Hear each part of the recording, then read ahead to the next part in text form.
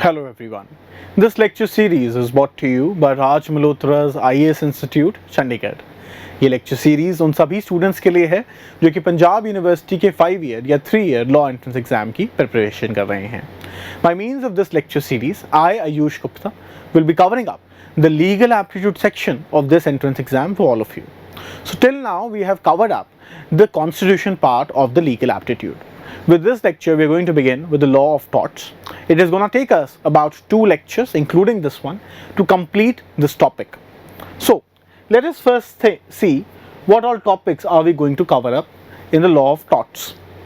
So, we have the definition of torts, essentials of torts, general defenses, vicarious liability, remoteness of damage, defamation, nuisance, negligence. In our today's lecture, we are going to cover up the first 3 parts of the law of torts. Now let's begin with it. Let us first see as to what is a tort. Now, the definition of law of torts is perhaps the most difficult definition to give. इसका कारण ये है कि क्यों definition law of torts की देनी difficult है? Because law of torts basically originate हुआ है legal judicial decisions के through. इंडिया में हमारे लिए ये कॉन्सेप्ट इसलिए समझना थोड़ा मुश्किल है बिकॉज इंडिया में we have always had written laws, whereas England के अंदर कभी भी रिटन लॉज नहीं थे. It was on the basis of the pronouncement of judicial decisions कि वहाँ पे लॉ बनते गए. What we did in the end was we incorporated all those laws into separate legislations. हमने अलग अलग कानून बना दिए. Whereas it is generally not possible to write down everything, and which is why law of torts is important. Now, 2 तरीके के offenses होते हैं. Number 1 are civil and number 2 are criminal. Civil offenses वो है होते हैं जो कि एक individual के against करे गए consider किए जाते हैं. Whereas criminal offenses वो होते हैं या wrongs वो होते हैं जो कि deem किए जाते हैं that they are done against the society and therefore the state needs to prevent it. Civil offenses के अंदर supposedly you have to receive a payment from someone against some goods that you sold to that very individual, and वो individual आपको payment नहीं दे रहा है. So, in order to redress that, आपको अपने आप ही केस करना पड़ेगा उस इंडिविजुअल के अगेंस्ट. Whereas जब हम क्रिमिनल ऑफेंसेस की बात करते हैं, for example an individual commits murder of another individual, so who is going to prosecute this very individual? The state will come in. जो सरकार है वो कहेगी कि आप हमारी सोसाइटी के अंदर ये काम नहीं कर सकते, एंड देयरफॉर स्टेट खुद लॉयर अपॉइंट करेगी कोर्ट के अंदर एंड उस इंडिविजुअल के अगेंस्ट केस लड़ेगी. However, this does not happen in civil offenses. So, जो law of torts हैं वो civil side के अंदर fall करता है, which means torts is a civil wrong. इससे पहले कि हम आगे बढ़ते हैं, let me also give you the literal definition of torts. Tort लिया गया है Latin word tortum से, जिसका मतलब है twisted. So, कोई भी action जो कि straight ना हो और twisted हो, which means जो कि unlawful हो, उसे हम कहेंगे tort. And which is why इसकी डेफिनेशन एक्सपैंड करती रहती है विद टाइम. सो क्या जब हम सिविल ऑफेंस की बात कर रहे हैं, when we say that law of tort is a civil offence, civil wrongs, so how is it different from a contract, the wrongs committed in a contract? अब contract में क्या होता है that the rights have already been defined between 2 parties within a contract, कि एक individual का दूसरे individual के अगेंस्ट क्या राइट होगा वो आपके कॉन्ट्रैक्ट में लिखा हुआ होता है. एंड मोस्टली ये भी लिखा होता है कि जब कोई इंडिविजुअल दूसरे का राइट वायलेट करेगा तो उसे क्या डैमेजेस देने पड़ेंगे, क्या कंपनसेशन देनी पड़ेगी. वेयरएज टॉर्ट्स में ऐसा कहीं पे भी नहीं लिखा. फॉर एग्जाम्पल, आज आपका नेबर आ जाता है एंड उसने बहुत ही ज़्यादा लाउड नॉइस पे स्पीकर्स चलाने शुरू कर दिए. अब ऐसा तो कहीं नहीं लिखा कि वह कौन सी स्पीड पे चलाएगा, लेकिन that individual is creating an nuisance for you and आप पढ़ नहीं पा रहे, आप सो नहीं पा रहे. So which is why he is violating a very important right of yours. So in this case, when we are talking about law of torts deals with right in rem, whereas law of contracts deals with right in personam. Right in rem का मतलब है those rights that exist in the humans and are available against the entire world, जो कि आपके अंदर exist करते हैं and which you can exercise against the world. Whereas right in personam are those rights which you have by virtue of getting into a contract with another individual. So वो rights आपके सिर्फ एक दूसरे individual के against ही enforce किए जा सकते हैं. Whereas राइट इन रेम जो कि टॉट है वो आप किसी भी इंडिविजुअल के अगेंस्ट इन्फोर्स कर सकते हैं without any contract whosoever is violating that very right of yours. So any action that is twisted, कोई भी आपके अगेंस्ट एक ट्विस्टेड एक्शन कर रहा है, गलत एक्शन कर रहा है, so उस इंडिविजुअल को प्रोसिक्यूट किया जा सकता है. सो प्रोसिक्यूट करके हमें मिलेगा क्या? Basically we are bringing an action for unliquidated damages. हम कोर्ट में जाके मांगेंगे unliquidated damage. So in law of torts the court will decide as to what amount of damages will be given to you, what compensation will be taken from the defendant and be given to you. Whereas जब contract के अंदर हम जाते हैं action लेने के लिए court में, तो वहाँ पे होते हैं हमारे पास लिक्विडेटेड डैमेजेस. लिक्विडेटेड यानी कि जो हमें पता है कि इतने पैसे का इसने मेरा नुकसान किया, आप मुझे इतने पैसे दिला दीजिए. लेकिन जिस इंडिविजुअल ने मेरी अगर नींद का नुकसान किया है, सो उस चीज़ को हम क्वान्टिफाई कैसे करेंगे? So it is left upon the court, which is why it is called as unliquidated damages. जो damages अभी तक liquidate नहीं हुए हैं.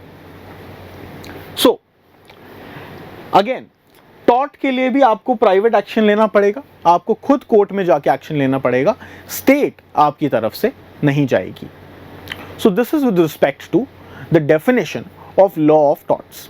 यहाँ पे जो दो चीज़ें आपको एग्जामिनेशन पॉइंट ऑफ व्यू से पूछी जा सकती है, that is with respect to unliquidated damages, कि टॉर्ट के अंदर किन डैमेजेस के लिए हम जाते हैं कोर्ट में, that is for unliquidated damages. And what sort of a right is law of torts based on? It is based on right in rem and not upon right in personam. Moving forward, so what are the essential of law of torts? अब अगर किसी individual को हमें prosecute करना है law of torts के अंदर, सो essential क्या होंगे, उस इंडिविजुअल की तरफ से क्या एक्ट किया जाना चाहिए? किसी भी केस में जब इंडिविजुअल केस कर रहा है, जिसने डैमेजेस, जिसने इंजरी सफ़र करी है, उसे हम कहते हैं प्लेंटिफ, और जिसके कारण हमारा वो राइट वायलेट हुआ है और जिसके अगेंस्ट हम केस लेके जा रहे हैं, उसे हम कहते हैं डिफेंडेंट. सो दो एसेंशियल्स हैं यहाँ पे. First of all, there must be an act or an omission on the part of the defendant. So, first of all, it is essential कि या तो एक इंडिविजुअल कोई एक्ट कमिट करे जो कि आपके राइट को वायलेट करे, या वो कोई ऐसा ओमिशन करे, जी हाँ, कोई अपनी यदि ड्यूटी ना करे, उस सिनेरियो के अंदर भी वह किसी का डैमेज, किसी को डैमेजेस किसी को में इन्फ्लिक्ट कर सकता है. सो अब एक्ट से क्या मतलब है? एंड लॉ ऑफ टॉर्ट्स के अंदर जो भी आपके राइट्स हैं, वर्ल्डली राइट्स हैं, वो कहाँ तक एक्सटेंड करते हैं, हम पहले ये जानते हैं. सो यदि if you have the right to walk on the street, so वो राइट आपका कब तक है? वो राइट आपका तब तक है जब तक आप किसी और के पैर के ऊपर ना चले, क्योंकि आपका राइट वहीं ख़त्म हो गया जहाँ पे you have to step on another individual's foot. You have the right to exercise in open park. So you are supposedly exercising in the open park and आप अपने हाथ को घुमा रहे हैं. So आप अपना हाथ कहाँ तक लेके जा सकते हैं? You can take it till that very point that it does not touch the other individual. So your rights and torts extend to that very extent from where the right of another individual starts. This is how we can harmonize rights in this world. So there has to be an act or omission of an individual which would cause you damage, which would violate your right. Now omission की बात करते हैं. Supposedly एक individual है जिसकी duty है एक clock tower की को रिपेयर करना. वो क्लॉक टावर घंटा घर शहर के बिल्कुल चौराहे के बीचों बीच में है, and that individual omits doing that duty, वह उस क्लॉक टावर की रिपेयर नहीं करता। एंड उसके कारण क्या होता है, उस क्लॉक टावर के कुछ एक पार्ट्स गिर के नीचे सड़क पे गिरते हैं, and it harms, causes injury to certain individuals. So over here, his omission has caused the violation of an individual's legal right to walk on the street, because वहाँ पे स्ट्रीट पे चलते चलते उसके सर पे आके कुछ एक पार्ट गिर गए. So over here, by an omission, there has been an injury caused. And in a similar manner, किसी एक्शन के थ्रू, सपोजिटली कि इंडिविजुअल गाड़ी चला रहा है एंड उसने गाड़ी गलती से आपके मेन गेट के अंदर लगा दी, सो यहाँ पे उस इंडिविजुअल का एक्ट है जिसने कि आपकी प्रॉपर्टी को डैमेज किया, आपकी प्रॉपर्टी को ट्रेसपास किया. सो उस सिनेरियो के अंदर this act is fit so as to bring a suit against this individual in the court of law. इतना एक्ट सफिशिएंट होगा कि इस इंडिविजुअल को हम कोर्ट में ले जाके इसके अगेंस्ट डैमेजेस ले सकें. इसके अंदर मेजर एग्जांपल हम लेते हैं मोटर व्हीकल एक्ट के अंदर. अब entire motor vehicle act law of torts के ऊपर ही बेस्ड है एक तरीके से, जहां पे एक्सीडेंट्स के अंदर एक दूसरे से डैमेजेस लिए जाते हैं. सो यदि ये कहीं ना लिखा होता कि कोई इंडिविजुअल आके आपकी गाड़ी में गाड़ी लगा दे, एंड ये कहीं लिखा ही नहीं कि आप उससे कंपनसेशन नहीं मांग सकते, सो क्या आप उससे कभी कंपनसेशन ले ना पाते? यदि मोटर व्हीकल एक्ट ना होता, so would you not be able to ask that individual for compensation? No, because that is your inherent right which is given to you under law of torts. You can bring an action against that very individual under law of torts. Then the act and omission should result in legal damage, that is injuria, that is violation of a legal right vested in the plaintiff. यहाँ पे हम दो Latin Maxim's के बारे में पढ़ते हैं, वो है injuria sine damnum and second is damnum sine injuria. So Latin Maxim's अगर हम हिंदी में बात करें तो हमारे हिंदी में होते हैं मुहावरे. वैसे ही मैक्सिम्स वह मुहावरे हैं जो कि लीगल मीनिंग रखते हैं. So injuria sine damnum, injuria यानी लीगल इंजरी बिना एक्चुअल डैमेजेस के, damnum. So there may be situations जहां पे आपको लीगल इंजरी तो हुई है लेकिन आपने कोई मटेरियल डैमेज नहीं सफ़र किया है. For example, suppositely you have the legal right to vote and आप गए वोटिंग बूथ पे, वहाँ का जो रिटर्निंग ऑफिसर है उसने आपको वोट डालने नहीं दिया. हाउएवर जिस कैंडिडेट को आप वोट डालना चाहते थे वो है इलेक्शन फिर भी जीत गया. सो क्या अब हम उस रिटर्निंग ऑफिसर के अगेंस्ट डैमेजेस क्लेम कर सकते हैं? बिल्कुल.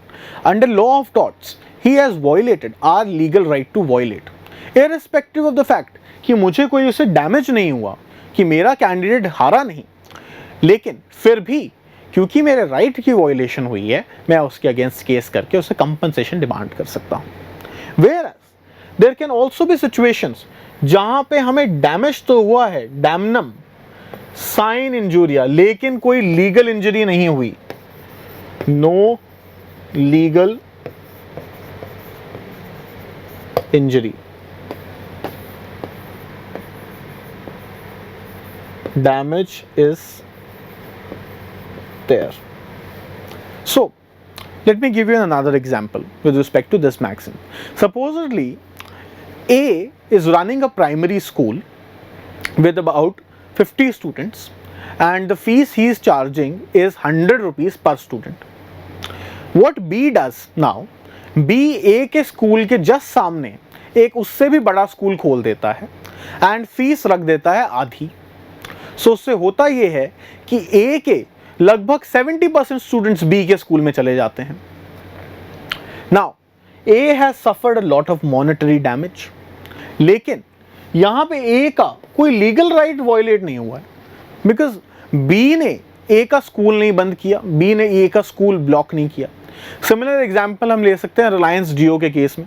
जब रिलायंस ने फ्री में डेटा बांट दिए, सो रिलायंस ने एयरटेल का तो कोई राइट नहीं वायलेट किया, लेकिन एयरटेल को बहुत ज़्यादा मॉनेटरी लॉस हुआ इसके पर्सपेक्टिव में.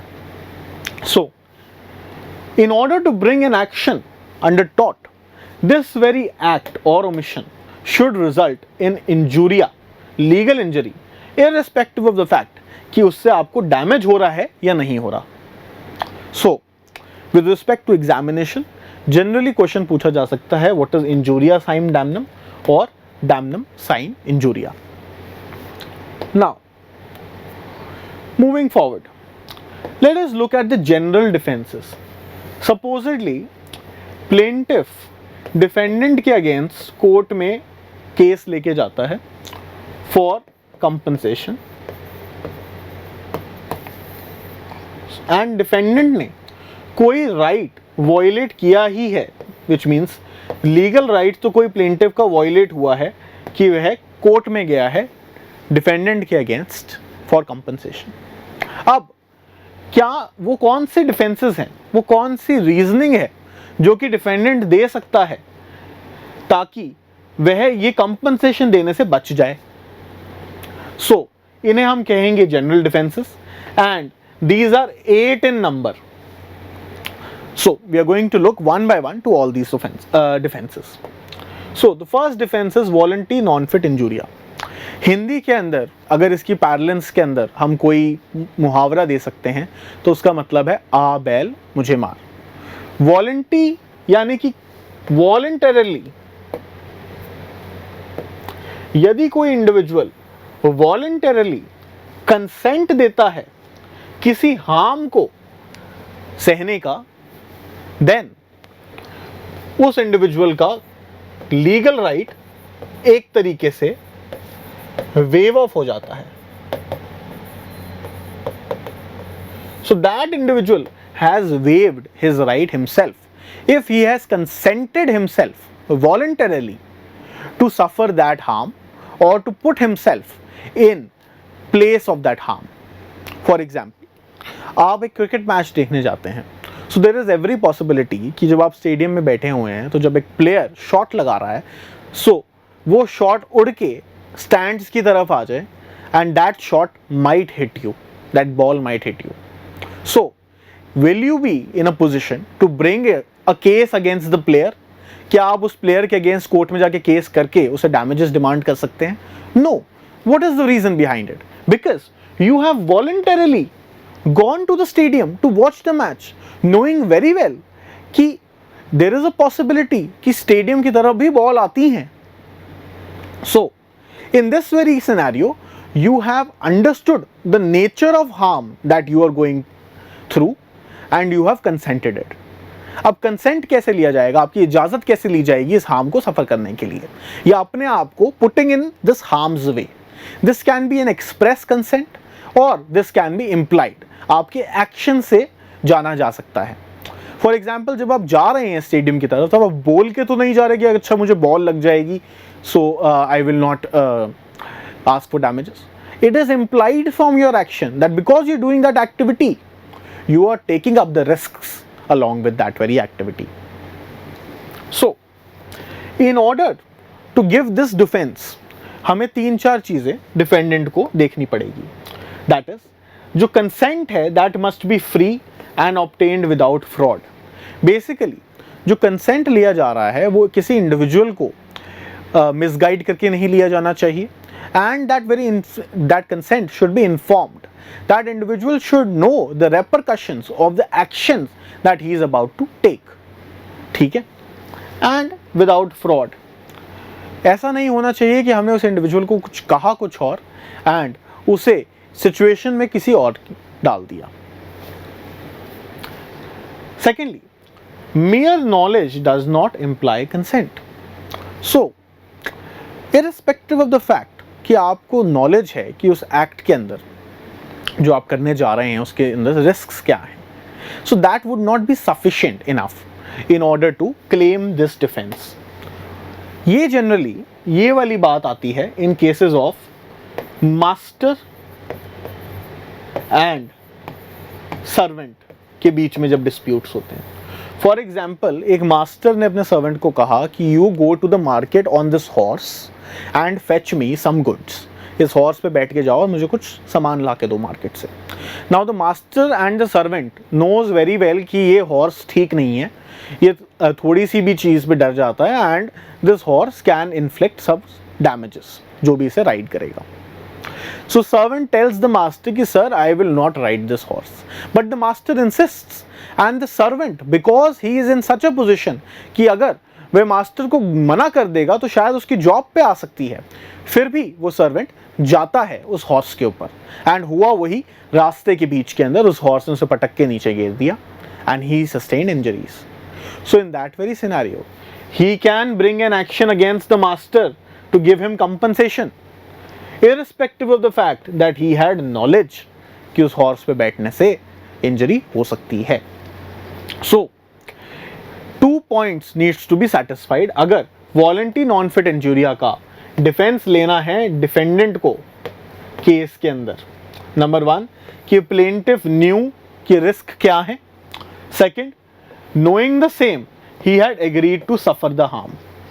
So ये भी उसे प्रूव करना पड़ेगा. नंबर 1 कि प्लेंटिफ को पता था कि रिस्क क्या है, and after knowing that thing plaintiff ने फिर भी हाँ बोली थी अपने, and he was under no compulsion as such. However ये जो डैमेजेस हैं ये कंसेंट एंड इंजरी के बीच में रिलेशन डायरेक्ट होना चाहिए. ऐसा नहीं होना चाहिए कि मैंने कंसेंट किसी और चीज़ के लिए दिया था लेकिन इंजरी मेरे को किसी और चीज़ के कारण हुई है. For example, supposedly you have agreed to play a hockey match. So while you have agreed to play the hockey match, you have naturally consented to all the injuries that an individual can sustain while playing a hockey match in a due process. एक तरीके से hockey match खेलते समय जो भी injuries लग सकती हैं, you have consented naturally for that thing. However, अब एक इंडिविजुअल, एक प्लेयर ने आके डायरेक्टली आपकी पीठ के अंदर हॉकी मारी. So this is not something that happens in general course of the game. This is outside the purview of the game, and this is not something that you had consented for.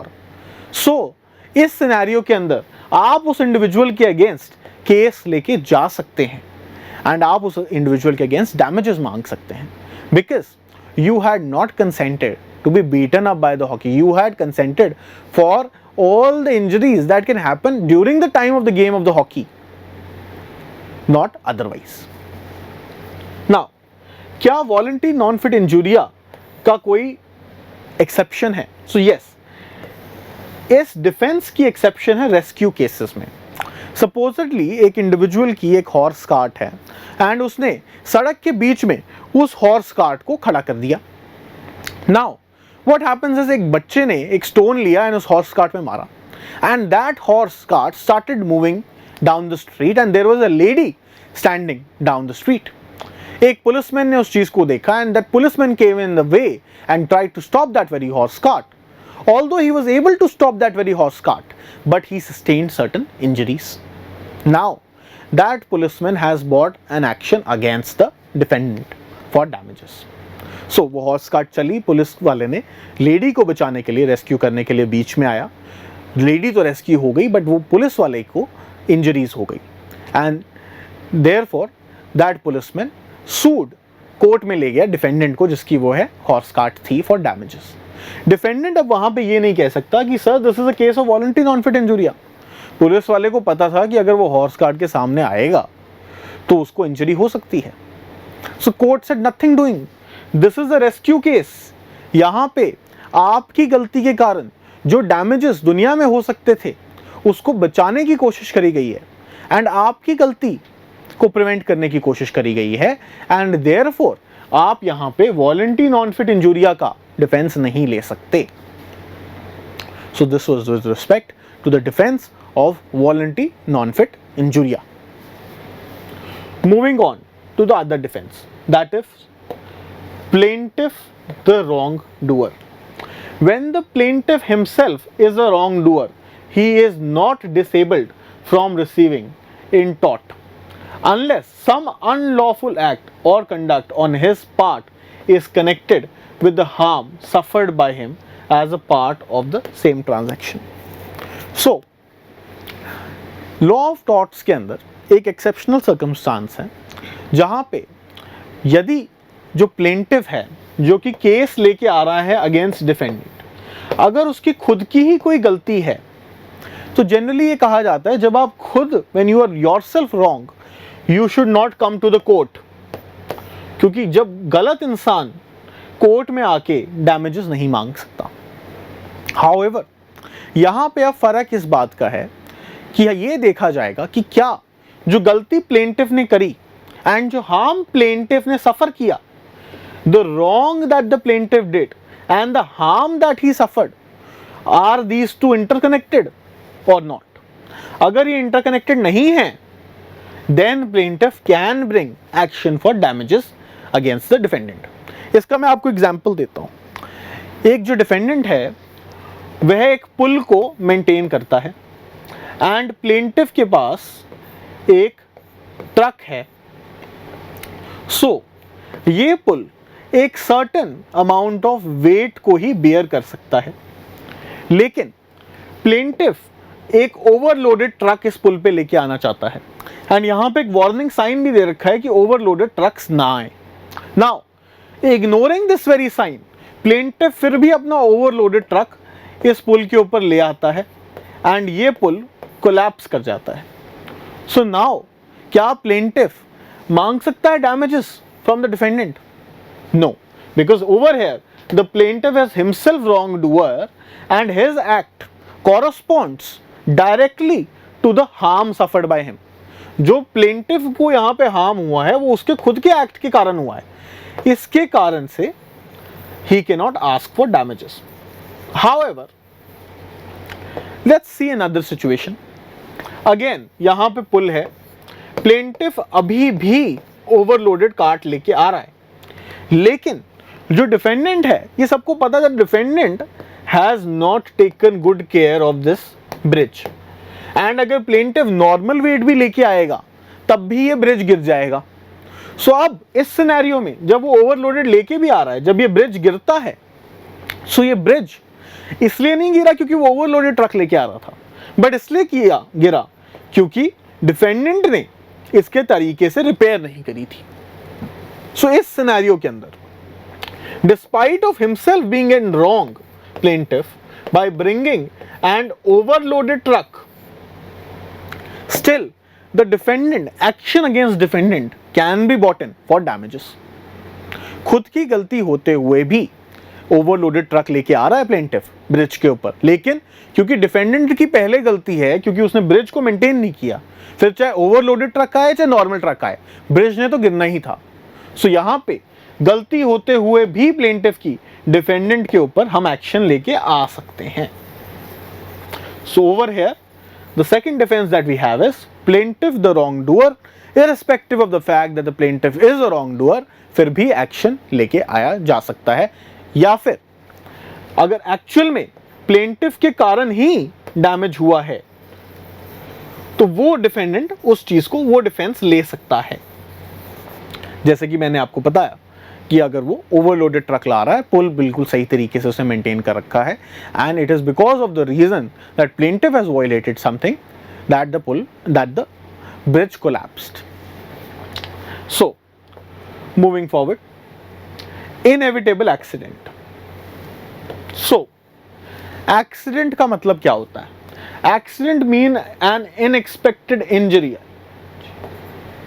and if the same could not have been foreseen and avoided in spite of reasonable care on the part of the defendant, it is inevitable accident. Supposedly एक defendant है, उसने सभी reasonable measures ले रखे हैं and उसके बावजूद भी कोई एक ऐसा एक्ट हो जाता है जिसके कारण प्लेंटिफ को इंजरी सस्टेन हो जाती है। So in that very scenario, because इस इंजरी को कोई फोर्स ही नहीं कर सकता था, हम सोच ही नहीं सकते थे कि ये इंजरी भी हो जाएगी despite of taking all the reasonable precautions. In that very scenario we will call this as inevitable action. और इस सिनेरियो में प्लेंटिफ डिफेंडेंट के अगेंस्ट केस जब लेके आएगा तो डिफेंडेंट कह सकता है कि I had taken all the reasonable care for one and despite of taking all the reasonable care फिर भी ये एक्सीडेंट हुआ।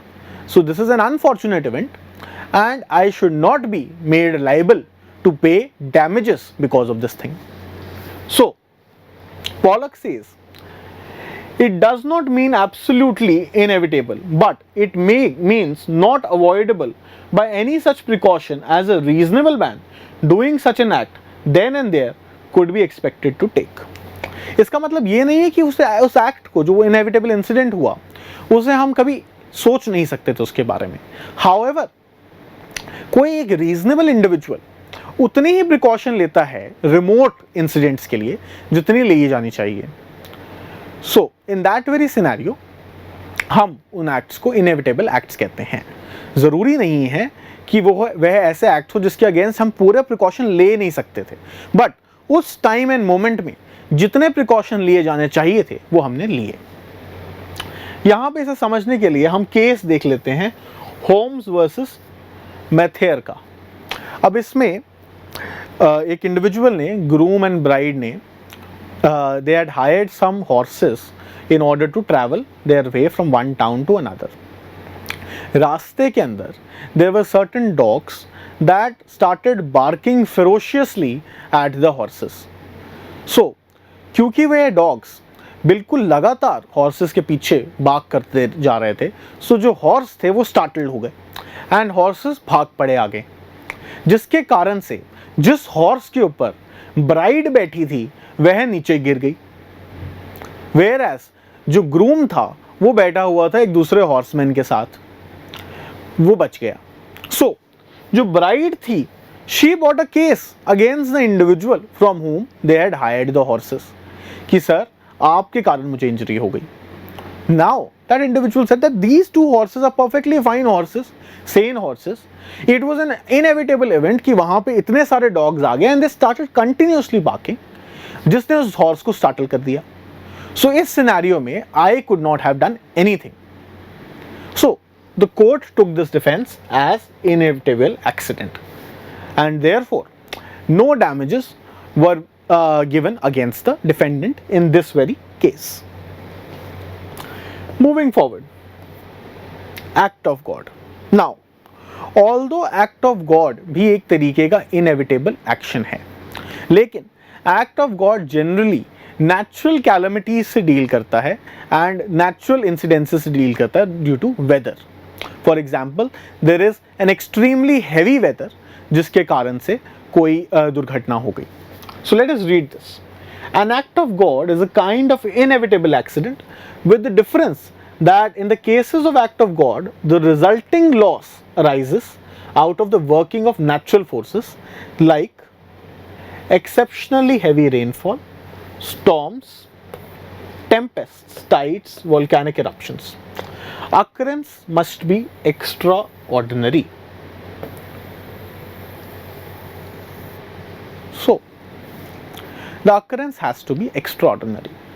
For example, we can take the very prime example that is in front of our eyes, that of the pandemic. So, pandemic में because of oxygen supplies shortage, number of people lost their lives. The hospitals claiming these as act of gods because the supply of oxygen, because of the extreme overload and demand and the exhaustion of the doctors on the other hand, could not have been supplied to an extent that an individual could have been saved. A basic thing could not have been supplied. Because of an act of God, it had resulted in such kind of a situation. No healthcare system could have actually taken up that load of patients.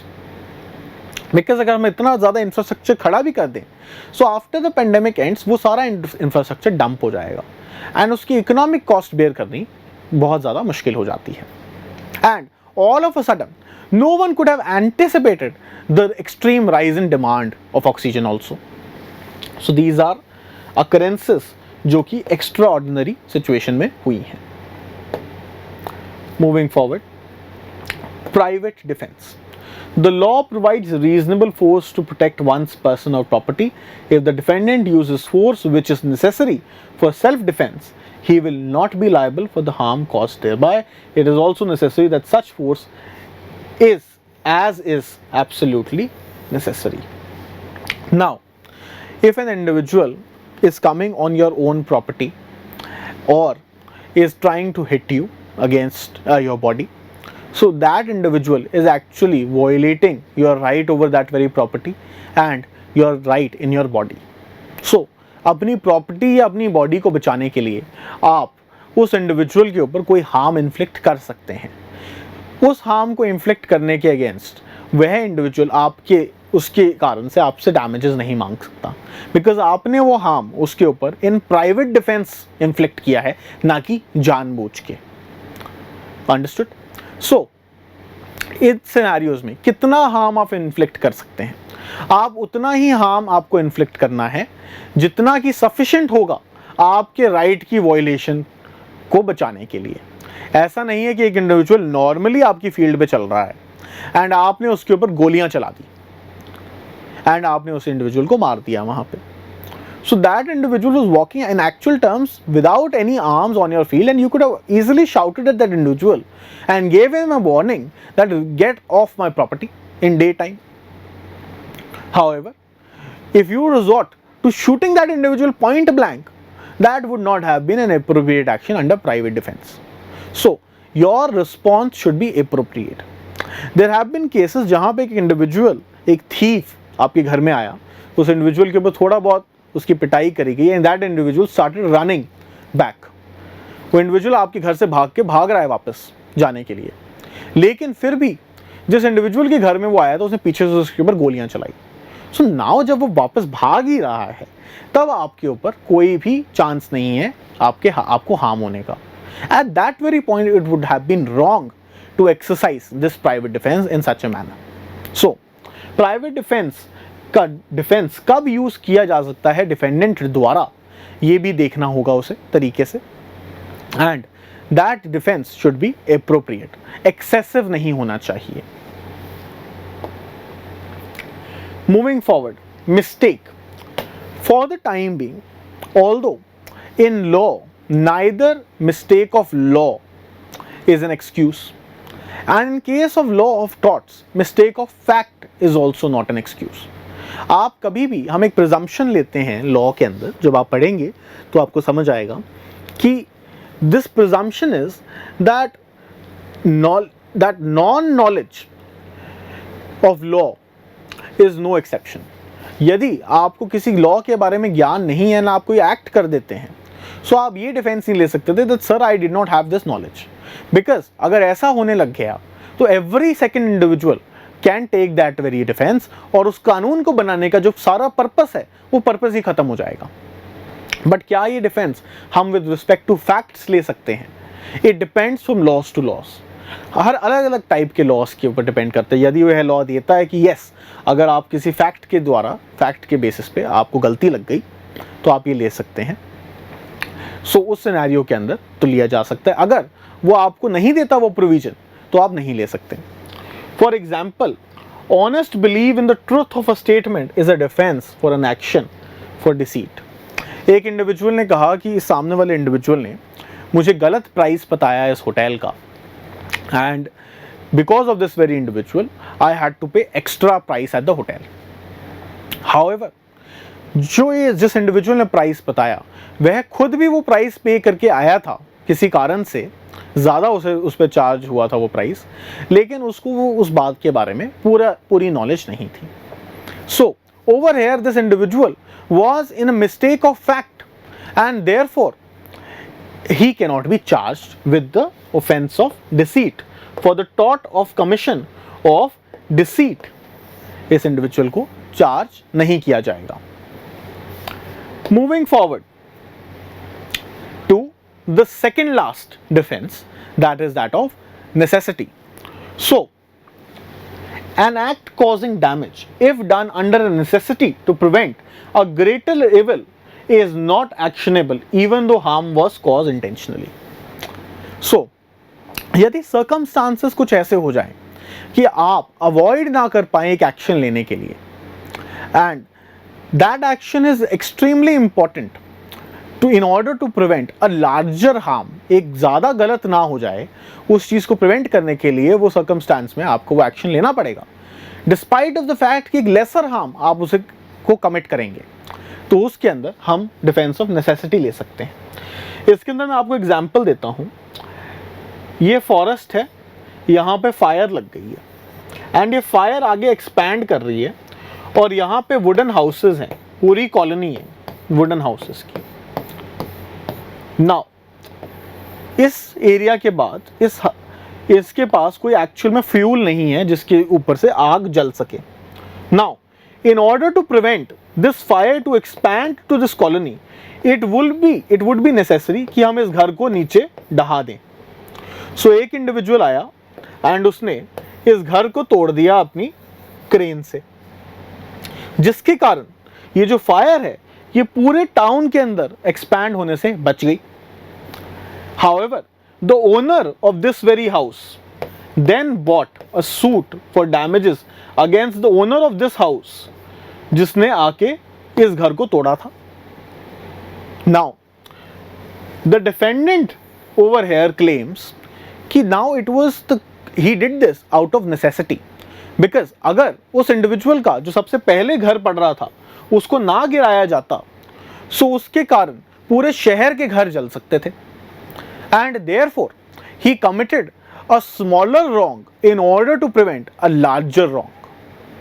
Now यहाँ पे भी वही reason आ जाता है, दोनों चीजें interconnected होनी चाहिए। ये नहीं है हाउस बीच वाला गिरा दिया एंड फिर ये क्लेम कर लिया। सो इसी हाउस को गिराने से यदि फायर बचती थी सो आपको वही करना पड़ेगा। So in this scenario out of necessity, अगर किसी लार्जर हार्म को रोकने के लिए आपको एक छोटा हार्म कमिट करना पड़े, so this defence can be taken. However यहाँ पे ये भी देखा जाएगा कि क्या आप पर्सनली उससे कोई बेनिफिट ले रहे हैं या नहीं ले रहे, या कहीं आपने सिर्फ और सिर्फ अपने पर्सनल बेनिफिट के लिए तो ये काम नहीं किया। यहाँ पे हमें लार्जर बेनिफिट देखना पड़ेगा, ना कि सिर्फ पर्सनल बेनिफिट, ना कि personal benefit. So this was with respect to the defense of necessity. Last we have is statutory authority. यदि कानून द्वारा किसी एक अथॉरिटी को कोई राइट दे दिया गया है, then हम उस अथॉरिटी के अगेंस्ट केस नहीं लेके आ सकते। Let us give a reading to this defense before. The damage resulting from an act which the legislature authorizes or directs to be done is not actionable even though it would otherwise be a tort. Now, as we have already learned that torts are not very serious wrongs. So, अगर legislature ने कोई law बना के किसी एक action को validate किया है एंड वह एक्शन किसी ना किसी टॉर्ट को भी कमिट करता है, then we cannot bring a suit against that very action of the government, because उसे लेजिस्लेचर ने अप्रूव कर दिया। सो यहाँ पे जो टॉर्ट के अंदर जो आपके राइट्स हैं उसको एक लोअर स्टेचर जो उसका है वो हमें समझने को मिलता है। इसका मैं आपको एग्जांपल देता हूँ। रेलवेज एक्ट के अंदर गवर्नमेंट रेलवेज को परमिशन देती है अलग अलग जगह पर ट्रैक्स बिछाने के लिए। सो आप देखेंगे जहाँ पर भी रेलवेज किसी रिहायशी इलाके, रेजिडेंशियल इलाके के पास होती हैं तो वहाँ पे noise pollution is a very serious concern and therefore no one wants to take a house near a railway line. Now अब आप रेलवे के अगेंस्ट नहीं लेके आ सकते an action under law of torts because उसे अप्रूव कर दिया गया है by a statute, by the government, by the legislature, and therefore no action can be brought against the railway for violation of your right under tort for making nuisance, creating noise, disturbing you. So this was all with respect to as to what the law of tort is, what are the essentials of law of torts, and what all are the defenses in law of torts. Examination में हो भी सकता है कि आपको as a proposition बना के दे दी जाए, आपको कोई एक ऐसा ही एक रीजनिंग दे दी जाए and they can ask you कि यहाँ पे कोई डिफेंस लगता है या नहीं लगता, बट मोस्टली यहाँ इस एग्जामिनेशन में ब्रॉडर पॉइंट्स के ऊपर ही बात होती है। In the next lecture will try to cover up this entire topic of law of torts and in next 4 to 5 lectures we will be summing up with the legal aptitude section. Should you have any doubts, feel free to put your doubts in the comment section. I'll try and reply to all of them as soon as possible. Thank you and have a nice day.